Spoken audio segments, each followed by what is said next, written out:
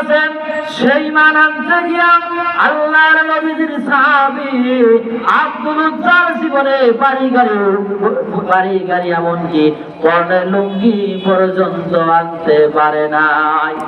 আমরা তো সব পেয়েছি, আমাদের ইসলাম কবুল করতে গিয়ে কিচ্ছু হয় নাই, কিন্তু আল্লাহর নবীর সাহাবী আল্লাহর পয়গম্বর মদিনাতে হিজরত করার পরে চাচাকে ডেকে বলে, আব্দুল উজ্জা চাচা, বিশ্বনবী জনাবে মুহাম্মদুর রাসূলুল্লাহ সাল্লাল্লাহু আলাইহি ওয়াসাল্লাম আল্লাহর নবী, এই হিসাবে আপনার মত কি? বলে, আমারও তো তাই মনে হয়। বলে, আপনার যদি তাই মনে হয় ইসলাম কবুল করবেন কিনা জানতে চাই। চাচা বলে, না না, কখন ইসলাম কবুল করব না। ভাতিজা বলল, চাচা দীর্ঘদিন অপেক্ষায় ছিলাম, আপনার বাড়ি কাজ করে, এই জন্য আমি আপনাকে বলতে পারি নাই।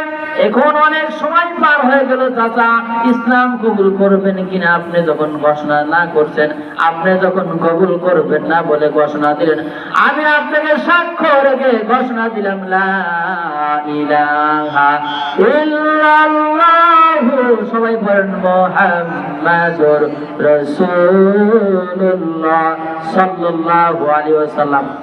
চাচা বলতেছে, ভাতিজা এর পরিণাম জানা? বলে, না জানি না। বলে, আমার বাড়ি ছাড়তে বলে রাজি আছি।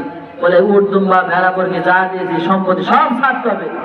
চাচা বলতেছে, ভাতিজা চাচা ইসলামের জন্য সব ছাড়তে রাজি আছি।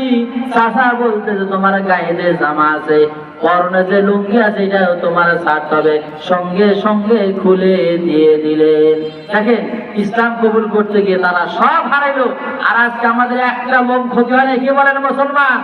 কিচ্ছু হয় না আমাদেরকে।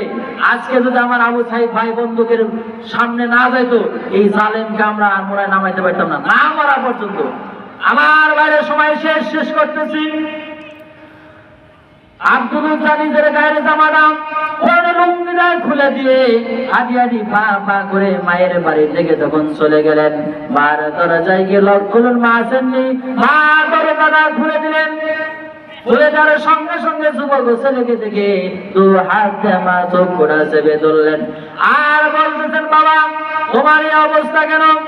চাচা ভাতিজা ছেলে বলতেছে, মা ঈমান আনার কারণে বাড়ি গাড়ি জায়গা জমি এমনকি পরনের লুঙ্গি আমার দেয় নাই। আমি মা আমাকে পর লুঙ্গি পর্যন্ত আমাকে দেওয়া হয় নাই। মা বলতেছে, বাবা কিছু আমার কাছে? বলে, মা কিচ্ছু চাই না, পুরাতন একটা কম্বল আমারে দাও, আমি এটা পরিধান করে বিশ্ব নবীর দরবারে যেতে চাই।